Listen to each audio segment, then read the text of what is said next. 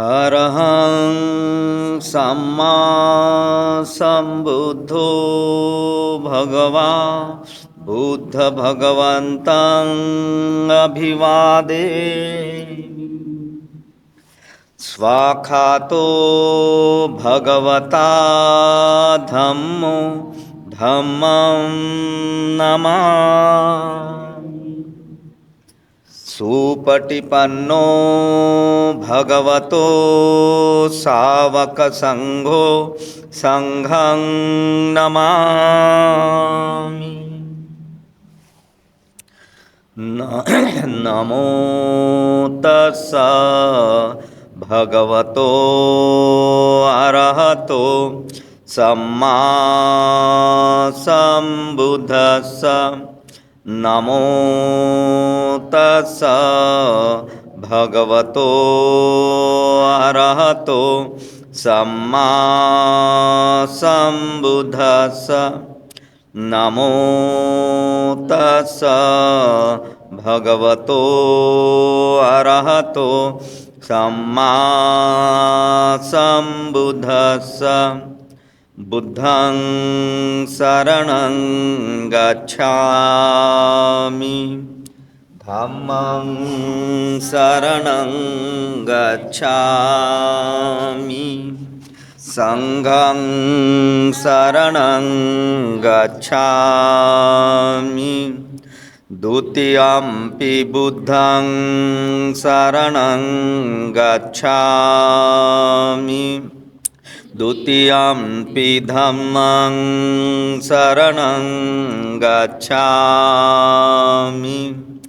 द्वितीयंपि संघं शरणं गच्छामि तृतीयंपि बुद्धं शरणं गच्छामि तृतीयंपि धम्मं शरणं गच्छामि तृतीयंपि संघं शरणं गच्छामि पाणातिपाता वीरमणि शिक्षापदं समादियामि अदिन्नदाना वीरमणि शिक्षापदं समादियामि कामेषु मिच्छाचारा वीरमणि शिक्षापदं समादियामि मुसावादा वीरमणि शिक्षापदं समादियामि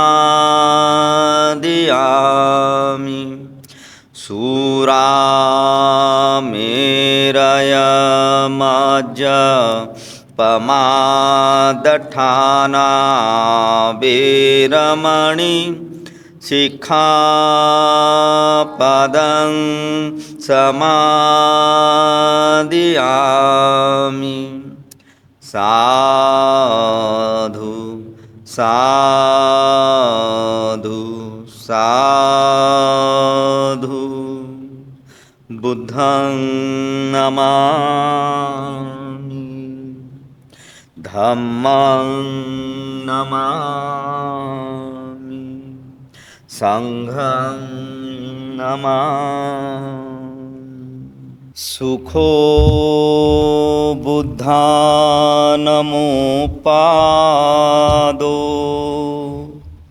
सुखासद्धम्मदेशना सुखात् संघत्ससामग्गे समगानं तपो सुखो. सुखद बुद्धाची उत्पत्ती, सुखकर सद्धम्मोपदेश, सुखकर संघ एकता, सुखद समूह तपस्या. सर्वांना जय भीम, नमो बुद्धाय. काल आपण भगवान बुद्धांचा विषाद योग काय आहे ते आपण पाहिलेलं आहे की बुद्धाचं मन उदासीन का झालं होतं, कशामुळे झालं होतं, आणि त्यानंतर ब्रह्मसहमपती येऊन बुद्धाला विनंती करून आपला धम्मोपदेश देण्याची त्यांनी विनंती कशी केली आणि ब्रह्मसहमपती म्हणजे काय याची आपण विस्तृत माहिती काल पाहिलेली आहे. आणि या ब्रह्मसहमपतीच्या विनंतीला भगवान बुद्धांनी मान्यता दिलेली आहे आणि आपल्या सिद्धांताची, आपल्या धम्माची शिकवण जगाला देण्याचा त्यांनी निश्चय केलेला आहे. आणि जेव्हा बुद्ध तयार झाले हे आपल्या धम्माची शिकवण या जगाला देण्याकरता, आपण काल पाहिलं की ब्रह्मसहमपती म्हणजे आपल्यातलीच सत्सद विवेक बुद्धी, आपलं दुसरं मन किंवा आपलं कारुण्यानं भरलेलं आपलं मन, या दृष्टीनं आपण त्याकडे पाहतो. मग आज या प्रकरणात पाहणार आहोत आपण की ब्रह्मसहमपती सुवार्ता जाहीर करतो. ही एक चांगली वार्ता आहे या जगासाठी की जगामध्ये एक सुंदर असं परिवर्तन घडणार आहे, एक परिणामकारक असा बदल घडणार आहे.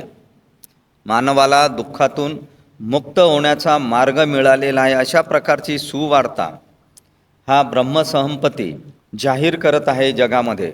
आणि फार सुंदर वर्णन त्याचं या ठिकाणी बाबासाहेबांनी केलेलं आहे की भगवान बुद्धांनी आपल्या उपदेश जनतेला देण्यासाठी त्यांना प्रवृत्त करण्यात आपण यश मिळविले असं ब्रह्मसहमपतीला वाटलं.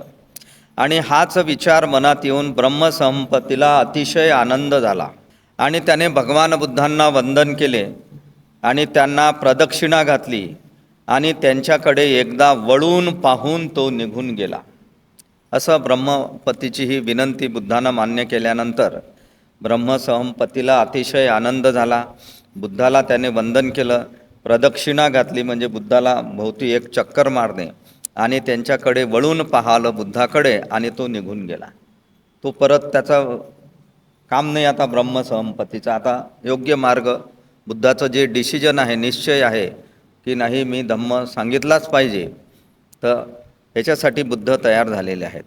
आणि हा ब्रह्मसहमपती परत जाताना जगात घोषित करीत होता, सगळ्या जगात सांगत होता की ही शुभ वार्ता ऐकून आनंद व्यक्त करा. जगात सांगत सुटला तो की ही शुभ वार्ता ऐकून आनंद करा, की जगातील सर्व दुःखाचे व पापाचे मूळ भगवान बुद्धांनी शोधून काढले आहे. त्यातून बाहेर पडण्याचा मार्गही त्यांना सापडला आहे. अशा प्रकारची शुभवार्ता देत तो जगात घोषित करायला लागला. हा फार सुंदर वाक्यात त्यांनी वर्णन केलेलं आहे की जगातील सर्व दुःखांचं आणि पापाचं मूळ भगवान बुद्धांनी शोधून काढलेलं आहे आणि त्यातून बाहेर पडण्याचा मार्गही त्यांना सापडलेला आहे. एवढं बाबासाहेबांनी स्पष्ट या ठिकाणी उल्लेख करून सुद्धा आपण बुद्धाचा मार्ग घेण्यासाठी का कमी पडतो याचं आत्मपरीक्षण आपण करणं फार आवश्यक आहे. की जगातील सर्व दुःखांचं आणि पापांचं मूळ जर बुद्धाचा धम्म असेल तर आपण धम्माकडे, बुद्धाच्या तरंगाकडे आपण का वळत नाही, बुद्धाचा धम्म आपण का स्वीकारत नाही? त्याची अनेक कारणं आहेत आणि ती आपणच निर्माण केलेली आहेत आणि आपणच त्याचं उत्तरही देऊ शकतो. पुढे ब्रह्मसहमपती म्हणतो, दुःखी व कष्टी जीवांना भगवान बुद्ध स्वास्थ्य देतील. जे दुःखी आहेत, कष्टी जीव आहेत, त्या सगळ्यांना बुद्ध काय देतील? स्वास्थ्य देतील, म्हणजे चांगलं मन, चांगलं आरोग्य देतील. जे युद्धामध्ये पीडित आहेत त्यांना ते शांती देतील. ज्यांचे हृदय विदीर्ण झाले आहे, म्हणजे ज्यांचे हृदय फाटलेले आहे, भंग झालेले आहे, आणि ज्यांचा धीर खचलेला आहे त्यांना ते धीर देतील. जे पददलित आहेत आणि जे जुलुमाखाली चिरडले गेले आहेत त्यांच्यात ते आशा आणि विश्वास निर्माण करतील. असं हा ब्रह्मसहमपती सगळ्या जगामध्ये सांगत सुटलेला आहे.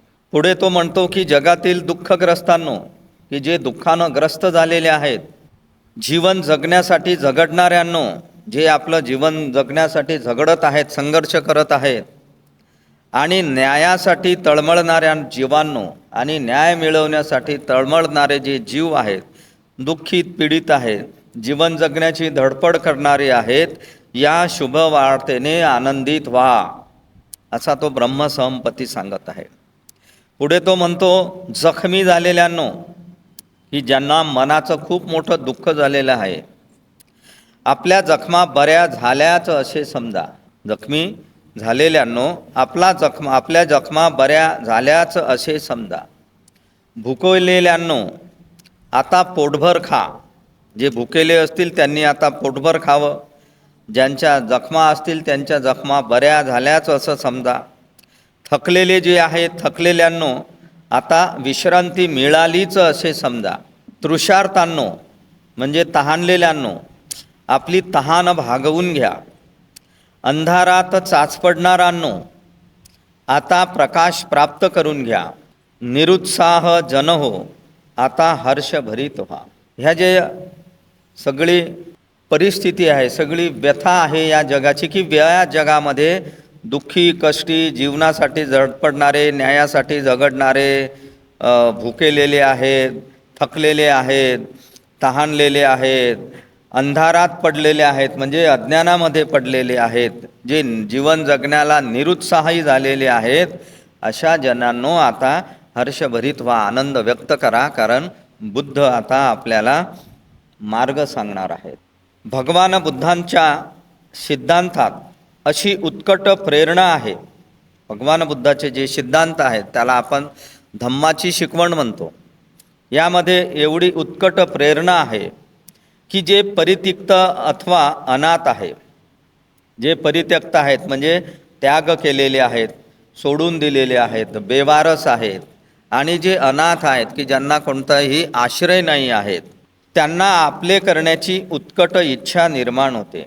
अशा लोकांनाही आपलं करून घेण्याची उत्कट इच्छा ही बुद्धाच्या सिद्धांतात आहे, बुद्धाच्या शिकवणुकीमध्ये दिलेली आहे. ती आपल्याला आत्मसात करायची आहे. जे अधपतित आहेत म्हणजे बेवारस आहेत, त्यांना आपला उद्धार करून घेण्याची उदात्त प्रेरणा बुद्धाच्या सिद्धांतातून मिळते. आणि जे पददलित आहेत त्यांना प्रगतीच्या पथावर नेणारा समतेचा प्रकाश झोत मिळतो. अशा प्रकारे भगवान बुद्धाच्या धम्माची स्तुती या ब्रह्मसंपत्तीनं केलेली, की हा धम्म काय काय करू शकतो, किती या धम्मामध्ये प्रेरणा आहे, की किंवा किती या धम्माची शिकवणूक चांगली आहे, की जे सगळ्याच प्रकारचे लोक जगातील दुःखित, पीडित, वेगवेगळ्या प्रकारचं दुःख असते प्रत्येकाचं. कोणी ना कोणी कोणत्या ना कोणत्या समस्येनं व्यथित असतो. मग तो अतिश्रीमंत असो किंवा अतिशय गरीब असो की मध्यम असो, कोणीही माणसं, प्रत्येकाला कुठली ना कुठली समस्या, कुठलं ना कुठलं दुःख हे असतेच. आणि सुख ज्याला आपण म्हणतो ते सुख म्हणजे दुसरं तिसरं काही नसून, सुख म्हणजे आपल्या दुःखावर एक उपाय म्हणून हे सुखाची जी साधनं आहेत ती आपल्याला, दुःख दाबण्याचे प्रयत्न करतो आपण त्या सुखाच्या साधनाने. तर असा हा भगवान बुद्धांचा धम्म आहे. भगवान बुद्धांचा धम्म हा सदाचाराची शिकवण देणारा धम्म आहे. वाचायला फार सोपी वाटते आपल्याला, की भगवान बुद्धांचा धम्म हा सदाचरणाची शिकवण देणारा धम्म आहे. पण काय सदाचरण बुद्धांनी दिलेलं आहे, कोणता सदाचरणाचा मार्ग आहे, आणि आपण 60 वर्षापासून आपण त्या सदाचरणाच्या धम्मातलं काय काय घेतलेलं आहे, कोणता कोणता सदाचार आपण आपल्या जीवनात पालन करतो, त्याचं कोणता सदाचार आहे की जो आपण समजावून घेतलेला आहे, त्याचं अनुसरण करतो, आपण आचरण करतो आपल्या जीवनामध्ये, याचंही परीक्षण आपण केलं पाहिजे. की खरंच भगवान बुद्धांचा धम्म हा सदाचाराची शिकवण जर देणारा आहे, तर आपण कोणत्या गोष्टी भगवंताच्या धम्मामधून घेतल्या आहेत. आणि पृथ्वीवर सदाचरणाचं राज्य प्रस्थापित करणे हे भगवान बुद्धाच्या धम्माचं उद्दिष्ट आहे. की या पृथ्वीवर सदाचरणाचंच राज्य निर्माण करणे, प्रस्थापित करणे, हेच बुद्धाच्या धम्माचं उद्दिष्ट आहे. सदाचरणचा अर्थ काय होतो? चांगलं आचरण, सद्गुणांचं आचरण. आपल्यामध्ये जे जे काही सद्गुण आहेत त्याचं आचरण करणे म्हणजे सदाचरण आहे. आणि हेच समजण्यासाठी आपल्याला सम्यक दृष्टी शिकवते, की काय वाईट आहे आणि काय चांगलं आहे. ही प्रज्ञासुद्धा आपल्याला शिकवते. ही प्रज्ञेची दृष्टी आपण विकसित करून आपल्यामध्ये आपण सदाचरणाच्या मार्गावर स्थापित झालो पाहिजे, चाललो पाहिजेत. वाईट काय आहे ते सोडून दिलं पाहिजे आणि चांगलं काय आहे त्या मार्गावर आपण आरूढ झालो पाहिजे. हेच बुद्धाच्या धम्माचं वैशिष्ट्य आहे, उद्दिष्ट आहे. आणि त्यांचा धम्म म्हणजे काय आहे? मग भगवान बुद्धाचा धम्म म्हणजे काय? तर बुद्धांचा धम्म म्हणजे सत्य, संपूर्ण सत्य, जे खरं आहे तेच. सत्याशिवाय दुसरं काहीही नसून ते केवळ सत्यच आहे. सत्याच्या शिवाय काहीच नाही बुद्धाच्या धम्मामध्ये. जे सत्य आहे या विश्वातलं तेच सत्य बुद्धांनी शोधून काढलेलं आहे आणि तो मार्ग आपल्याला दिलेला आहे. आणि म्हणून जाता जाता काय म्हणतो ब्रह्मसहनपती, धन्य आहेत भगवान बुद्ध की त्यांचा मार्ग बुद्धिवादी मार्ग आहे. काय म्हणतो तो की भगवान बुद्ध धन्य आहेत की त्यांचा मार्ग हा बुद्धिवादी मार्ग आहे, म्हणजे बुद्धीला पटण्यासारखा आहे. आणि तो धार्मिक भोळसटपणातून मुक्तता करणारा मार्ग आहे. आणि जे लोक धार्मिक भोळसट आहेत, म्हणजे चुकीच्या धर्मामध्ये गुंतून पडलेले आहेत, चुकीच्या आदर्शांमध्ये गुंतून पडलेले आहेत, चुकीची धार्मिकता निर्माण करत आहेत, याच्यातून हा धम्म आपल्याला मुक्त करणारा मार्ग म्हणजे बुद्धांचा धर्म आहे. पुढे म्हणतो तो की धन्य आहेत भगवान बुद्ध की जे मध्यम मार्गाचा उपदेश करतात. काय म्हणतात की बुद्ध धन्य आहेत की ते मध्यम मार्गाचा उपदेश करतात. हा मध्यम मार्ग म्हणजेच धम्म आहे. आणि या धम्माला बुद्धांनी मध्यम मार्गच का म्हटलं? पहिला मार्ग किंवा शेवटचा मार्ग का म्हटलेलं नाही आहे ते आपण काही वेळामध्ये पुढे पाहणार आहोत त्याचं सविस्तर.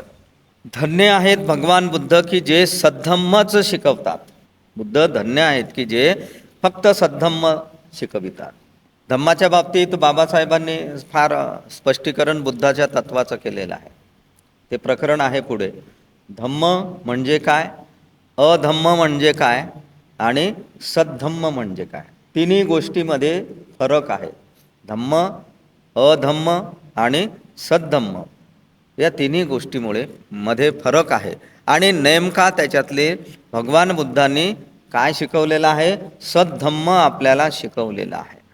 धन्य आहेत भगवान बुद्ध की जे मैत्री, करुणा आणि भ्रातृभावाची शिकवण देतात. भगवान बुद्ध धन्य आहेत की जे मैत्रीची शिकवणूक करतात, करुणेची शिकवण देतात आणि भ्रातृभावाची शिकवण देतात.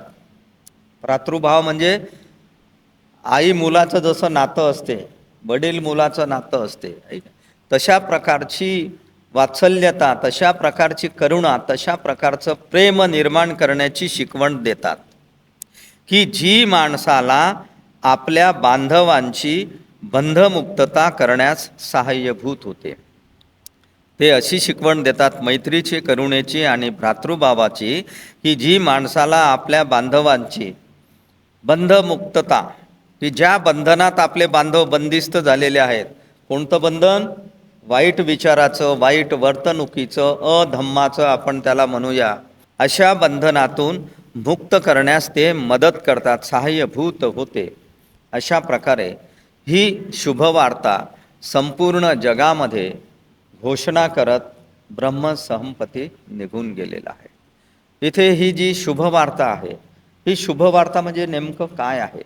आता आपण तर ब्रह्मसहमपती म्हणजे बुद्धाची सत्सद, विवेक, बुद्धी आणि करुणा म्हटलेलं आहे. आणि ब्रह्मसहमपती घोषणा करत आहे, शुभवार्ता या जगामध्ये दिलेली आहे. बुद्धांना जेव्हा स्वतःच्या मनाला पटलं की आपण गृहत्याग का केला होता आणि ही बुद्धत्वाची प्राप्ती आपण केली आणि याचा उपयोग जर आपल्या स्वतःसाठीच फक्त झाला, इतरांसाठी जर त्याचा उपयोग नाही झाला तर ते अयोग्य होईल. मग मी एवढं मोठं बुद्धत्व प्राप्त करून मग काय फायदा, की ज्याचा फायदा जर जगाला होत नसेल, जनतेला होत नसेल, तर या बुद्धत्वाची प्राप्ती करून काही अर्थ नाही. असं जेव्हा त्यांनी ठरवलं तेव्हा ही शुभवार्ता म्हणजे बुद्धांनी दृढ असा संकल्प केलेला आहे. आपल्या मनाचा पक्का असा दृढ असा संकल्प केलेला आहे की काहीही झालं तरी आता मी हा धम्म लोकांपर्यंत पोहोचवणारच, त्याच्यासाठी हा धम्म मला प्राप्त झालेला आहे. मी तो लोकांना दिलाच पाहिजे. आणि म्हणून सगळ्या जगाला दुःखाच्या बंधनातून मुक्त करण्यासाठी भगवान बुद्धांचा हा दृढ निश्चय आहे. आणि स्वतःच भगवान बुद्धाला आनंद या ठिकाणी झालेला आहे की नाही, मी धम्म इतरांना सांगितलं. उत्साह निर्माण झाला बुद्धांना, वीर्य निर्माण झालं त्यांच्यामध्ये की नाही, हा धम्म असाच ठेवून कामाचा नाही, हा पोचवलाच पाहिजे तळागाळातील लोकांपर्यंत.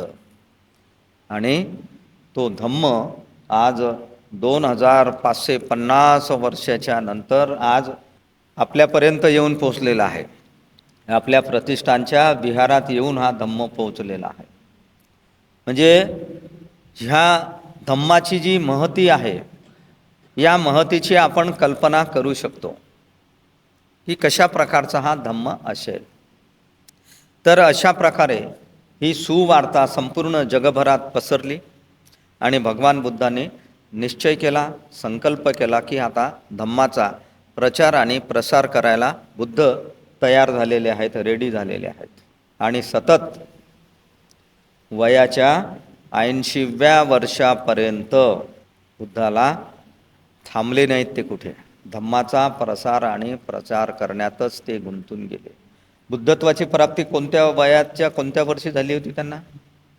29व्या वर्षी त्यांनी गृहत्याग केलेला आहे.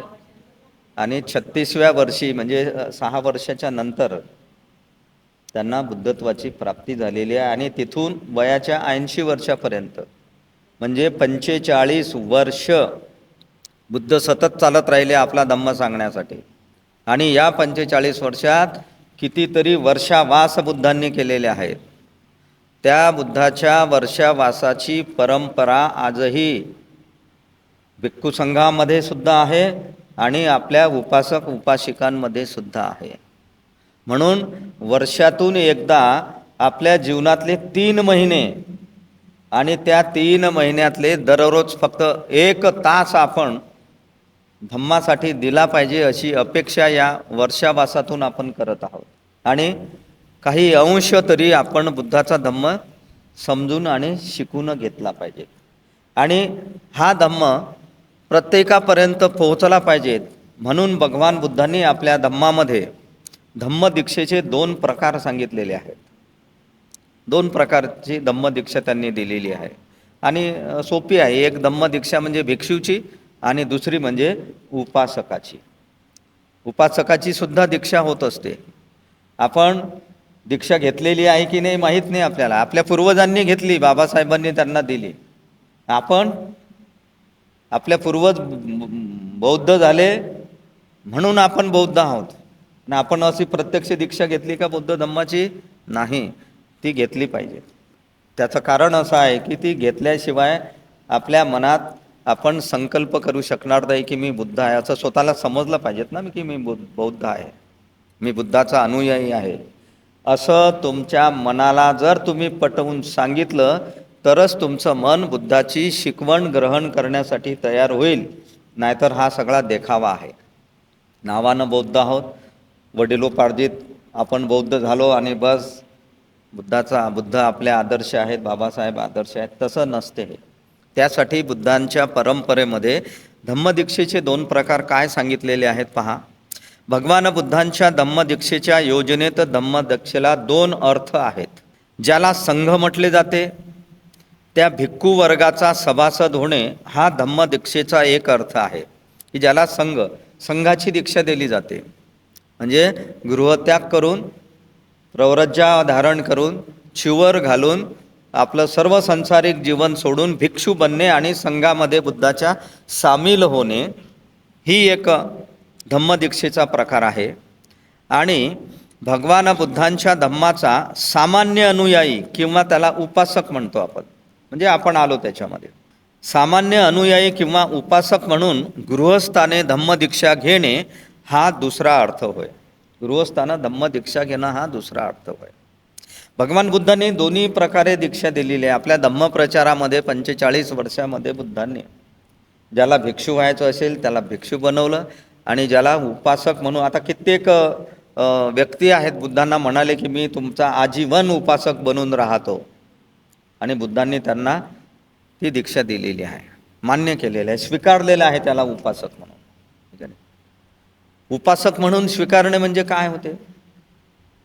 आपण म्हणतो उपासक आणि उपासिकांनो, किती भारी शब्द वापरतो आपण, नाही का?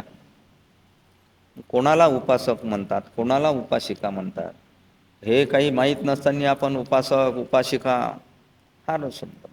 तर उपासक उपासिका म्हणजे काय? मग धम्माची उपासना करणारा, धम्माचं आचरण करणारा, धम्माच्या मार्गावर चालणारा. जो धम्माच्या मार्गाची उपासना करतो, धम्माच्या मार्गावर चालतो, तो भौतिक जगामध्ये समाजामध्ये उठून दिसला पाहिजेत. बाबासाहेब म्हणतात ओळखू आला पाहिजे की हा बौद्ध व्यक्ती आहे, असं त्याचं आचरण असलं पाहिजेत, असं त्याचं शिलाचरण असलं पाहिजे, असे त्याचे विचार असले पाहिजेत, असा आपल्या विचारांचा प्रभाव इतरांवर पडला पाहिजेत. आपल्या व्यक्तिमत्वाचा, आपल्या विचारांचा, आपल्या आचरणाचा प्रभाव जर इतर लोकांवर पडला की ती गोष्ट ठरते की आपण बुद्धाचे उपासक किंवा उपासिका. आता भिक्खूची धम्मदीक्षा आणि उपासकाची धम्मदीक्षा या दोन्हींच्या जीवनमार्गामध्ये 4 बाबी वगळल्यास कोणताही फरक नाही. भिक्खूंचा जीवनमार्ग आणि उपासकांचा जीवनमार्ग याच्यात फक्त 4 गोष्टींचाच फरक आहे. 4 गोष्टी जर सोडल्या तर भिक्षूचे नियम आणि उपासकाचे नियम सगळे सारखे, म्हणजे नियम नाही म्हणत आपण त्याला, जीवनमार्ग म्हणू, जीवन जगण्याचा मार्ग. नियम वेगळे आहेत. उपासक हा गृहस्थच राहतो. पहिला फरक सांगितलेला आहे की उपासक जो आहे तो गृहस्थच राहतो, म्हणजे आपलं संसार चालवतो, आपल्या संसाराचा सांभाळ करतो, आपल्या कुटुंबाचा सांभाळ करतो, आपल्या कुटुंबातील जबाबदाऱ्या तो व्यवस्थितपणे पार पाडतो. एवढं करून तो बुद्धाच्या धम्माचा उपासक होतो, त्याची उपासना करतो. म्हणून तो गृहस्थच राहतो, आपल्याच घरात राहतो. तर भिक्खू हा गृहहीन परिव्राजक बनतो. तर भिक्खू आपलं घर, आपला संसार याचा पूर्ण त्याग करतो आणि तो परिव्राजक बनतो, चिवर धारण करतो आणि धम्माच्या प्रचार प्रसार करण्यासाठी तो निघून जातो. हा फरक आहे एक. उपासक आणि भिक्खू या दोघांनाही आपल्या आयुष्यात काही नियमांचे पालन करावे लागते. भिक्खूलाही बुद्धाच्या धम्माच्या काही नियमांचं पालन करावं लागतं आणि भिक्खूंना सुद्धा बुद्धाच्या धम्माच्या नियमांचं पालन करावं लागतं. उपासकाला कमी नियम आहेत तर भिक्खूंना जास्त नियम आहेत. किती नियम आहेत भिक्खूंना? 267 नियमांचं पालन करावं लागते. ज्या भिक्खूंना आपण वंदन करतो, ज्या भिक्खूंचं आगमन आपल्या घरी होते, आपण पुष्प टाकतो आपण स्वागत करायला त्यांना, एवढ्या नियमांचं पालन त्यांना करावं लागते. तेही आपण तपासलं पाहिजे. आपण जर खरंच उपासक असलो तर आपण ते तपासलं पाहिजे. कोणत्या भिक्खूंवर विश्वास ठेवायचा आणि कोणत्या भिक्खूंवर नाही ठेवायचा. कारण आज काय झालेलं आहे, वेगळ्या प्रकारचा भिक्षू संघसुद्धा स्थापन झालेला आहे, त्याच्यापासून आपण दक्ष राहायला पाहिजे. तर अशा प्रकारची काही नियमांचं भिक्खूंना पालन करावं लागतं, तर उपासकाला सुद्धा करावं लागतं. भिक्खूंच्या बाबतीत या नियमाचे उल्लंघन दंडनीय ठरते. भिक्खूंनी जर त्यांच्या नियमाचं पालन केलं नाही तर त्यांना दंड होतो, दंडनीय ठरते त्याचं उल्लंघन, की त्यांना शिक्षा दिली जाते, दंड केला जातो शिक्षेचा. आणि उपासकानं जर नियमाचं उल्लंघन केलं तर त्याच्या बाबतीत हे नियम नाहीत, ते आहेत आज्ञा आहेत. उपासकासाठी त्याचे नियम काय आहेत? आज्ञा आहेत. त्या आज्ञा त्यानं पाळल्या पाहिजेत. ते त्याला पाळण्यासाठी आहेत, त्याची अंमलबजावणी करण्यासाठी आहे. त्यांना नियम नाही आपण म्हणणार की त्या आज्ञा आहेत त्यांच्यासाठी, आणि भिक्खूंसाठी ते नियम आहेत, ते दंडनीय आहेत भिक्खूंसाठी. त्याने आपल्या सामर्थ्यानुसार त्या शिलांचे जास्तीत जास्त पालन करावयाचे आहे. उपासकानं काय करायचं आहे? फक्त आपल्या सामर्थ्यानुसार, म्हणजे आपल्या शक्तीनुसार त्या शिलांचं जास्तीत जास्त पालन करायचं आहे. शिलांचं पालन आपण आपल्या सामर्थ्यानुसार जास्तीत जास्त करायचं आहे, एवढंच आहे फक्त उपासकाचं. कारण तो संसारात आहे, त्याला संसाराच्या जबाबदाऱ्या पार पाडाव्या लागतात. पुढचा जो फरक आहे तिसरी बाब, उपासकाला संपत्ती बाळगता येते. उपासक हा संपत्ती बाळगू शकतो आपल्याजवळ. भिक्खूला मात्र कुठल्याही प्रकारची संपत्ती गोळा करता येत नाही, संपत्ती बाळगता सुद्धा येत नाही. भिक्खूला आपण खूप दान देतो नाही का, त्या दानाचा उपयोग भिक्खून काय करतात, तर ते समाजाच्या प्रसारासाठी खर्च करतात. भिक्खूंसाठी निवास बांधतात, विहार बांधतात. परंतु भिक्खू निवास बांधणे, विहार बांधणे हे भिक्खूंचं काम नाही आहे. मग हे कोणाचं काम आहे? उपासकांचं काम आहे की भिक्खूंसाठी निवासाची योग्य व्यवस्था, विहाराची योग्य व्यवस्था हे उपासकांचं काम आहे. तर अशा प्रकारे त्यांना संपत्ती बाळगता येत नाही आणि उपासकाला संपत्ती बाळगता येते. उपासक होण्यासाठी कोणताही संस्कार करावा लागत नाही.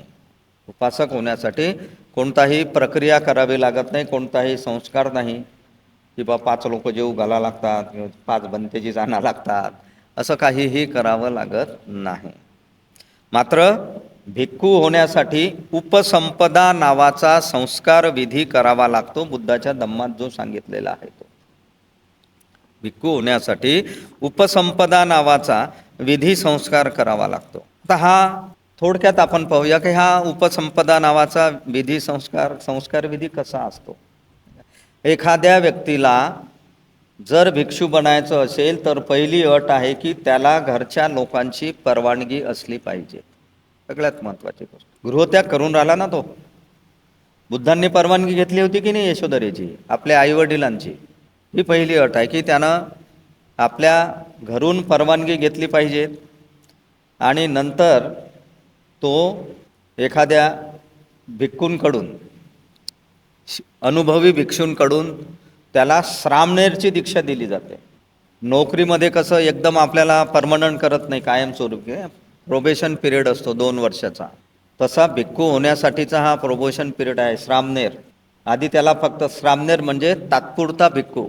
श्रामणेराची दीक्षा दिल्यानंतर त्या श्रामणेरानं अनुभवी, त्याला आपण थेरो म्हणतो किंवा महाथेरो म्हणतो, अशा भिक्खूंच्या सोबत राहून धम्म त्यानं शिकला पाहिजे. थेरो महाथेरो भिक्षूंच्या सोबत राहून त्यानं धम्म शिकला पाहिजे. आणि धम्म शिकत असताना मग त्याला जर वाटलं की नाही बा मला भिक्खू नाही व्हायचं आहे, तर तो श्रामणेर असतानाच परत येऊ शकतो, गृहस्था जीवनात परत येऊ शकतो, नंतरही येऊ शकतो म्हणा. पण त्याच्या मनाची जर तयारी झाली की नाही मला भिक्खूच बनायचं आहे, तर त्या भिक्खूंच्या मार्गदर्शनाखाली त्याला बुद्ध धम्माचं सगळं शिकवण जी आहे ती शिकवण त्याला शिकावी लागते. आणि ती शिकवण त्यानं शिकल्यानंतर ज्या धम्मगुरूच्या अंडरमध्ये त्यानं शिक्षण घेतलेलं आहे ते म्हणजे त्याचे कल्याण मित्र असतात. त्या श्रामणेर भिक्षूचे ते कल्याण मित्र असतात. त्यांचं कल्याण करण्यासाठी, त्यांना भिक्खू बनवण्यासाठी त्यांना ते शिकवतात, त्यांना मार्गदर्शन करतात, सगळं तयारी करतात त्याची भिक्षू म्हणून. त्या नियमांचं पालन करायला लावतात त्याला. आणि त्याच्या कल्याण मित्राला म्हणजे त्याच्या गुरुला जर वाटलं की आता हा भिक्षू होण्याच्या लायकीचा झालेला आहे, आता हा मागं संसारात फिरून जाऊच शकत नाही, असं जेव्हा त्यांना वाटलं गुरूंना, तेव्हा हा गुरूंना विनंती करतो की मला आता प्रव्रज्या द्यावी, भिक्खू बनवावं. आणि म्हणून मग तो गुरु काय करतात, त्याचे कल्याण मित्र काय करतात त्याचे, की जे महाथेरो भिक्खू असतात, तो भिक्खूचा सगळ्यात वरच्या लेवलचा तो संघ असतो भिक्खूंचा, तो संघ ठरवतो की यांना भिक्खू बनवायचं की नाही. मग त्यांची आपसात चर्चा होते आणि या श्रामणेरचा गुरु पटवून सांगतो की तो माझ्या अंडरमध्ये तयार झालेला आहे, तो योग्य आहे, आचरण करतो, काय काय असेल ते सगळं, तो रेडी आहे भिक्षू होण्यासाठी. आणि नंतर त्याचा संस्कार विधी नदीत जाऊन केला जातो, मुंडन केल्या जाते त्याचा परत, आणि तो एक वेगळा संस्कार विधी आहे भिक्षूचा, आणि तेव्हा कुठे तो भिक्षू बनतो. तसं उपासकाला नाही आहे. उपासकानं ठरवलं की मी उपासक म्हणून, बुद्धाचा उपासक म्हणून मी स्वीकार करतो, की आपण उपासक होऊ शकतो. म्हणून भगवान बुद्धांनी त्यांच्याकडे दीक्षेसाठी आलेल्या भिक्खूंना किंवा उपासकांना बनविलं. कोणाला भिक्खू बनवलं, कोणाला उपासक बनविले. आपण भिक्खू व्हावे असे वाटल्यावर कोणत्याही उपासकाला भिक्खू होता येते. अनेक उपासक आहेत की बरेच वर्ष ते उपासक राहिले, त्यांना वाटलं की आपण भिक्खू झालो पाहिजे, तर ते सुद्धा भिक्खू होऊ शकतात.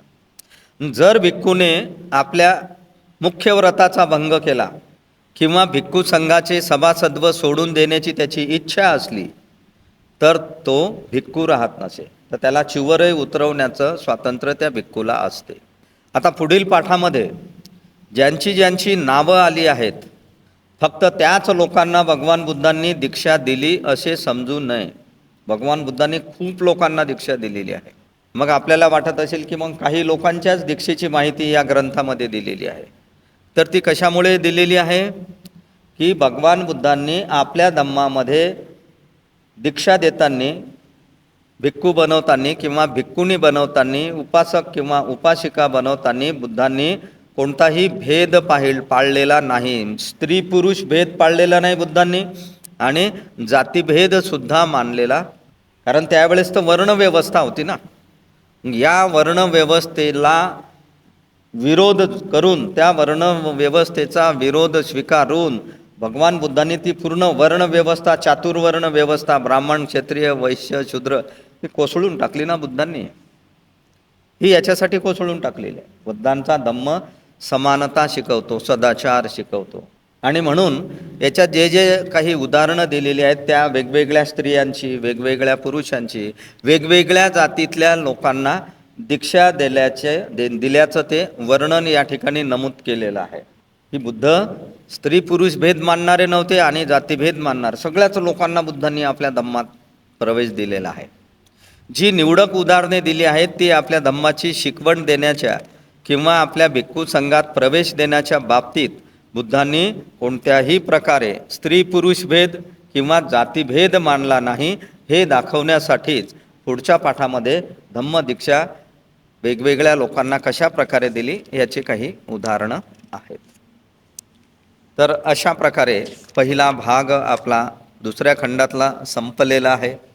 आणि आता आपण दुसऱ्या भागाकडे वळणार आहोत, परिव्राजकांची धम्मदीक्षा. आणि फार पहा, आता बुद्धांचा जो बुद्ध म्हणून प्रवास आहे तो प्रवास सुरू झालेला आहे या भागापासून. बुद्धांचा बुद्ध म्हणूनचा जो प्रवास आहे या भागापासून झालेला आहे. पहा, फार सुंदर माहिती आपल्याला वाचल्यानंतरच लक्षात येते. पहिलं प्रकरण आहे याच्यातलं सारनाथ येथे आगमन. पहिल्यांदा सारनाथला गेले बुद्ध.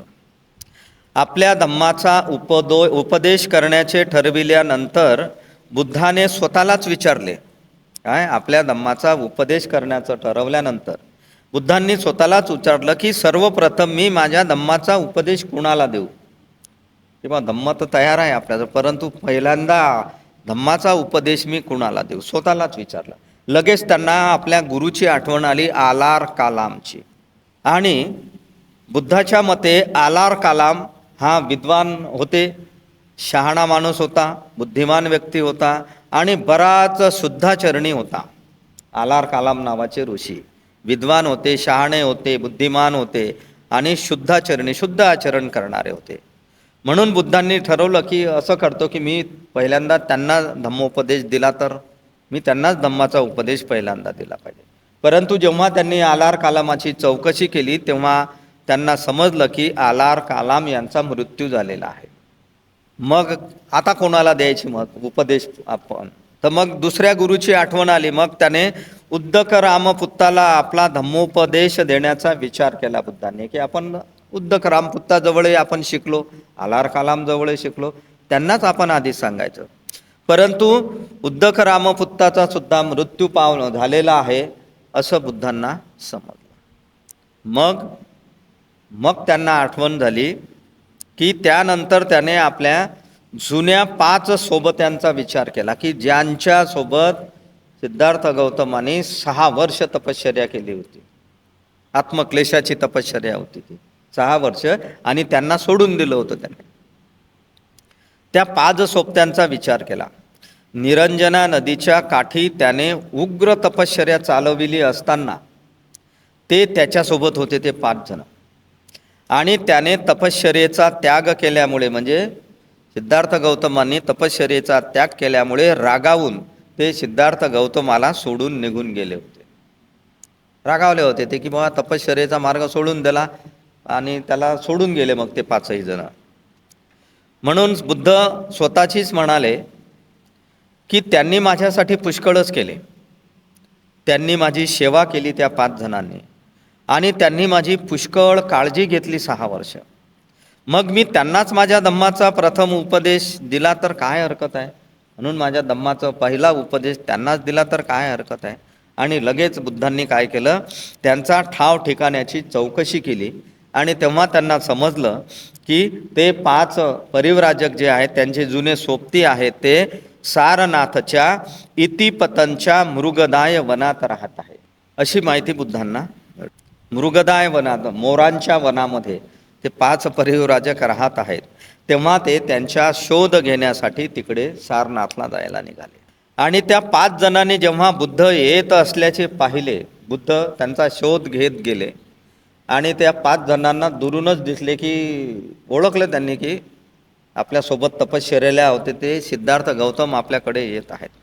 आणि म्हणून त्या 5ही जणांनी ठरवलं की ते जर आपल्याजवळ आले तर आपण त्यांचं स्वागत करायचं नाही असं त्यांनी ठरवलं. येऊ दे, आपण सोडून आलेलो आहोत त्याला, त्यांनी तपश्चर्याचा मार्ग भंग केलेला आहे, आपण काहीच नाही करायचं, स्वागतच नाही करायचं. त्यांच्यापैकी एक जण म्हणाला, मित्रांनो हा श्रमण गौतम येत आहे. त्यांना माहीत नाही की श्रमण गौतम बुद्ध झालेले आहेत आणि तपश्चर्येचा मार्ग सोडून देऊन हा समृद्धीच्या आणि चैनीच्या जीवनाकडे वळला होता असा आरोप त्यांनी सिद्धार्थ गौतमावर केलेला आहे की तपश्चर्येचा मार्ग सोडून समृद्धीचा आणि चैनीच्या जीवनाकडे वळलेला. त्याने पाप केले आहे म्हणून आपण त्याचे स्वागत करता कामा नये असं त्या 5ही जणांनी ठरवलं.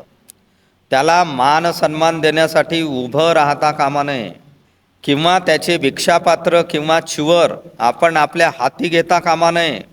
आपण त्याच्यासाठी फक्त एक आसन बाजूला ठेवून देऊ. त्याची इच्छा असेल तर तो त्या आसनावर बसेल असं सगळ्यांनी मान्य केलं. ही बुद्ध परंपरा आजही आपण याचं पालन करतो. कोणीही जर आपल्या घरी आलं तर आपण उठून उभं राहून त्यांचं स्वागत करतो नाही का. त्यांच्या हातातलं सामान घेतो, त्यांना हातपाय धुवायला पाणी देतो, बसायला मस्त आसन देतो, प्यायला पाणी देतो आणि त्यांची चौकशी करतो वगैरे वगैरे. ही पहा, ते हे त्यांनी ठरवलं, असं काहीच नाही करायचं. परंतु बुद्ध जेव्हा त्यांच्या जवळ आला तेव्हा ते 5 परिव्राजक आपल्या निश्चयानुसार वागू शकले नाही. जसे जसे बुद्ध त्यांच्या जवळ यायला लागले आणि त्यांच्या समोर येऊन बुद्ध उभे राहिले तर त्यांनी जे ठरवलं होतं की यांचं स्वागत करायचं नाही, उठून उभं राहायचं नाही, काहीच त्या निश्चयानुसार ते वागू शकले नाहीत. बुद्धाला पाहून, फक्त त्यांचं व्यक्तिमत्व पाहून त्यांनी जे ठरवलं होतं त्या निश्चयाप्रमाणे ते वागू शकले नाही. मग काय झालं, बुद्धाच्या व्यक्तिमत्वाचा त्यांच्यावर इतका प्रभाव पडला त्या बुद्धांना पाहूनच की ते आपोआपच 5ही जण आपल्या जागेवर उठून उभे राहिले बुद्धाचं स्वागत करण्यासाठी. एकानं त्यांचं पात्र घेतलं, भिक्षापात्र, एकाने त्यांचे चिवर सांभाळले, एकाने त्यांच्यासाठी आसन तयार केलं आणि एकाने त्यांचे पाय धुण्यासाठी पाणी आणलं. एवढा त्यांच्या व्यक्तिमत्वाचा प्रभाव त्या 5ही जणांवर आपोआप पडलेला आहे. आणि खरोखरच जगाच्या इतिहासातील हे काय आहे, एका अप्रिय व्यक्तीचे, अप्रिय अतिथीचे असाधारण स्वागत होते की ज्या माणसांनी ठरवलं की याचं आपण स्वागत करायचं नाही, आदरातिथ्य करायचं नाही, कारण ते त्यांना अप्रिय होते, आवडणारे नव्हते. सिद्धार्थ गौतम त्यांना आवडणारे नव्हते, मग त्यांचं स्वागत कशाला करायचं. परंतु न आवडणाऱ्याही अतिथीचं, पाहुण्यांचं असाधारण स्वागत होतं. आपोआप घडलेलं, नैसर्गिकरित्या घडलेलं स्वागत होतं. केवळ कशामुळे, बुद्धांच्या व्यक्तिमत्वामुळे. त्या व्यक्तीकडे फक्त बुद्धांना पाहूनच ते बदलून गेलं त्यांचं मन, त्यांचा निश्चय बदलून. अशा प्रकारे जे त्याचा उपहास करणारे होते ते त्याची पूजा करू लागले. उपहास करणे म्हणजे तुच्छ लेखणे, त्यांची थट्टा करणे, त्यांचं न ऐकणे, अशा बुद्धांची ते पूजा करायला लागले. फार सुंदर स्वागत केलं त्यांनी. आणि काही क्षणाचं होतं हे, नाही का? आपल्याला दुरून कितीक दिसते आणि जेव्हा व्यक्ती समोरचा जवळ येतो तेव्हा तो ओळखू येतो की कोण येत आहे. तर तेव्हा त्या 5 जणांनी ठरवलं की श्रमण गौतम येत आहे, आपण स्वागत करायचं नाही, असं करायचं नाही, तसं करायचं नाही.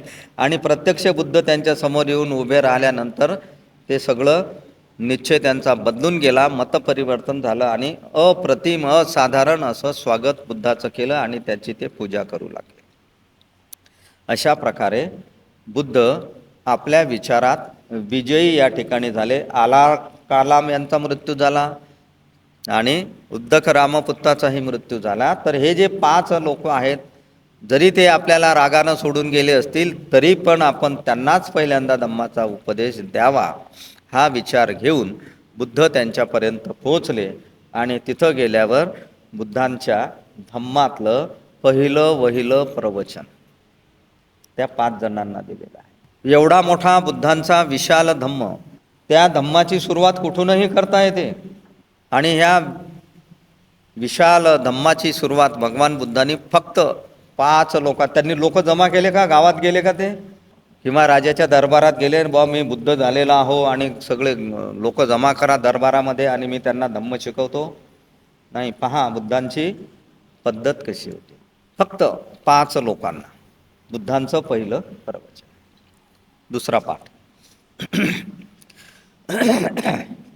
एकमेकांना अभिवादन करून कुशलक्षेम विचारल्यावर त्या 5ही परिव्राजकांनी बुद्धाचं स्वागत केलं, एकमेकांना वंदन केलं, नमस्कार चमत्कार झाला, कुशलक्षेम विचारलं, चांगलं वाईट स्वास्थ्य, तब्येतीची काळजी, कसे आहात, काय आहात, हे सगळं विचारणं झाल्यावर त्या 5 परिव्राजकांनी भगवान बुद्धाला एक प्रश्न विचारला. काय विचारला प्रश्न? की तपश्चर्येवर तुमचा अजून विश्वास आहे का? तुम्ही ज्या अर्थी आमच्याजवळ वापस आले तर अजून तुमचा तपश्चर्येवर विश्वास आहे का? बुद्धाने नाही असं उत्तर दिलं, नकारात्मक उत्तर दिलं की नाही, माझा तपश्चर्येवर विश्वास नाही. बुद्ध म्हणाले त्या 5 परिव्राजकांना, जीवनाची आत्यंतिक अशी 2 टोके आहेत. धम्माची शिकवण कशी दिली बुद्धांनी की जीवनाची आत्यंतिक अशी 2 टोके आहेत. एक टोक आहे सुखोपभोगाचं आणि दुसरं टोक आहे आत्मक्लेशाचं. अशी जीवनाची 2 टोकं आहेत, आत्यंतिक आहेत. ते दोन्हीही योग्य नाहीत. काही लोक जे असतात ते सुखाचं जीवन जगण्यास आनंद मानतात, सुखोपभोग घेतात, धन संपत्ती नोकर चाकर सगळं असते, मस्त चैन करतात, खाणे पिणे आणि मजा करणे. आणि दुसरं टोक आहे आत्मक्लेशाचं की आपल्या शरीराला क्लेश देणे, त्रास देणे आणि प्राप्ती करून घेणे, सत्याची प्राप्ती करून घेणे किंवा स्वर्गाची प्राप्ती करून घेणे. त्रास द्यायचा शरीराला. कशासाठी त्रास द्यायचा? की आपल्या आत्म्याचा पुनर्जन्म झाला नाही पाहिजे, या जन्ममृत्यूच्या चक्रातून आपण बाहेर पडलो पाहिजे, मुक्ती मिळवण्यासाठी, पुनर्जन्म टाळण्यासाठी आत्म्याचा. असे हे आत्मक्लेशाचे 2 टोकं त्या काळातही प्रचलित होते. म्हणून बुद्धानं ती त्यांना सांगितली की जीवनाचे 2 टोकं आहेत. काही लोक सुखाचा उपभोग घेतात तर काही लोक आत्मक्लेश करतात. आणि तुम्ही जे 5 जण आहात हे आत्मक्लेशवाले आहात. तुम्ही त्रास देत आहात शरीराला, परंतु अजून तर काहीच तुम्हाला प्राप्त झालं नाही. मग बुद्ध 2 पैकी कशामधले होते? सुखाचा उपयोग करणारे होते बुद्ध की आत्मक्लेश करणारे होते?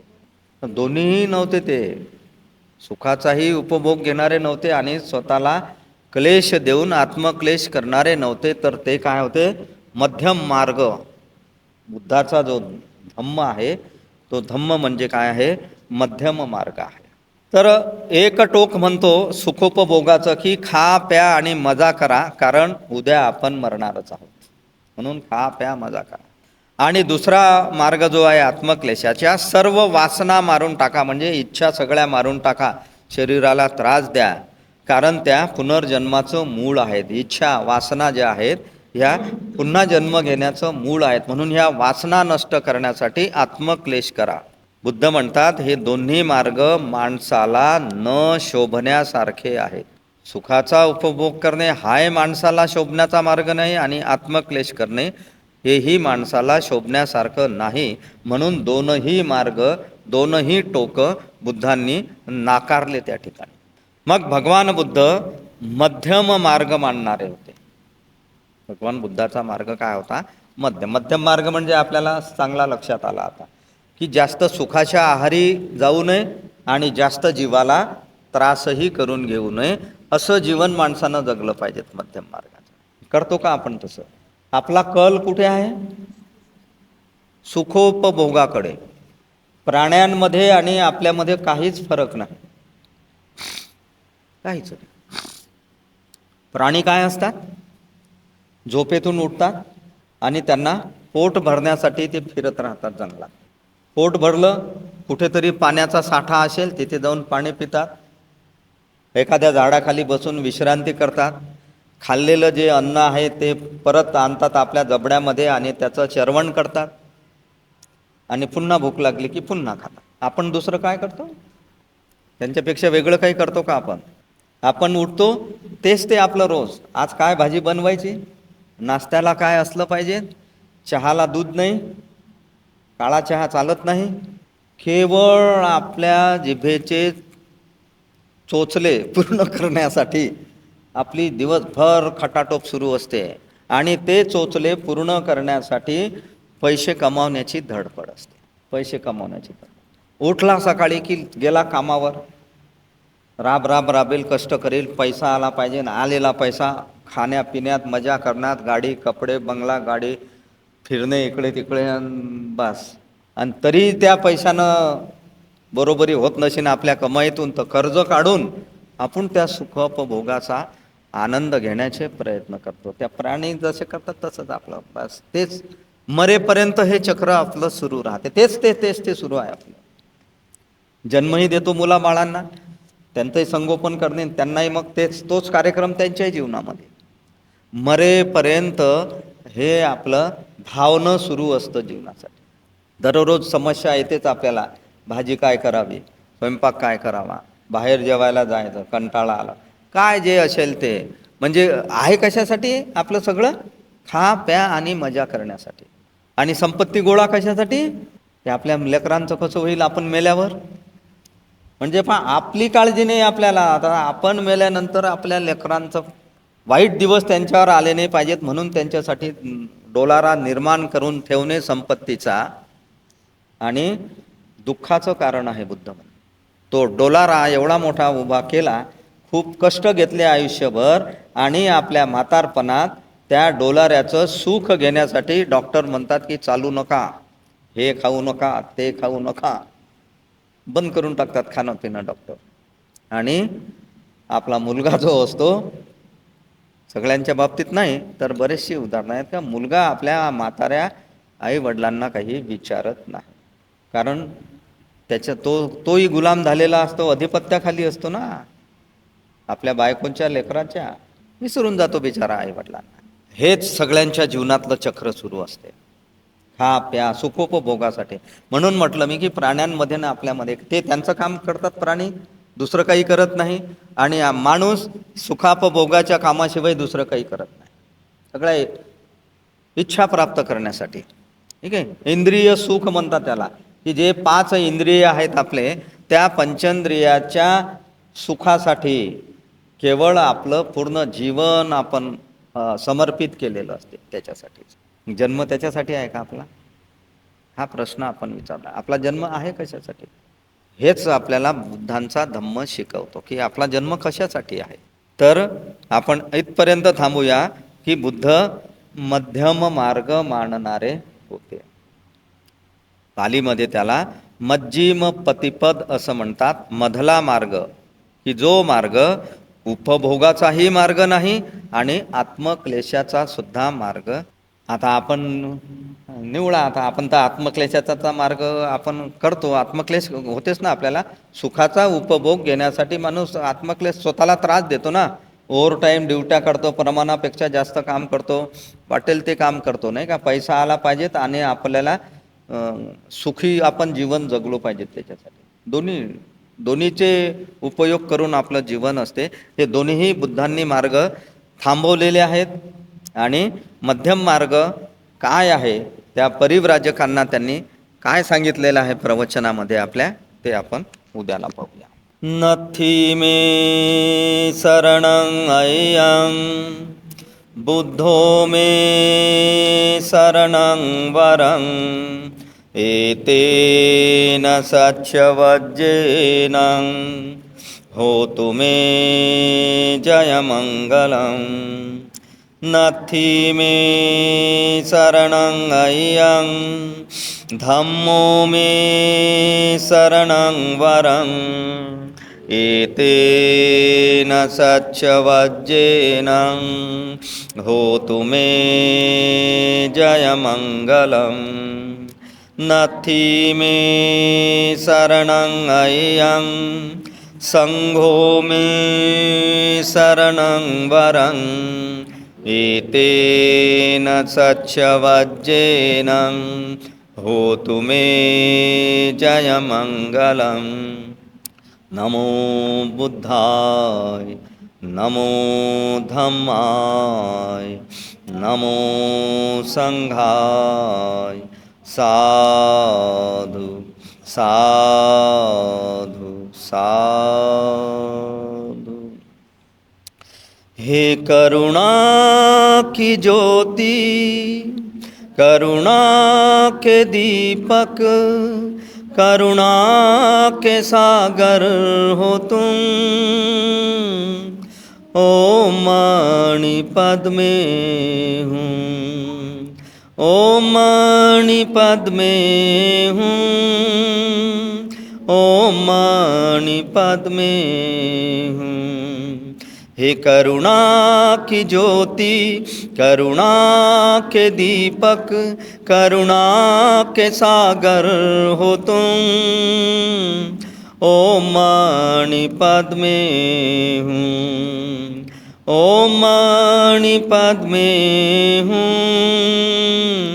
ओम मणिपद में हूँ।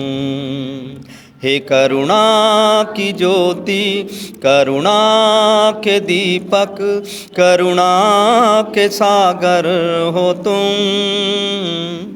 ओम मणिपद में हूँ ओम मणिपद में हूँ ओम मणिपद में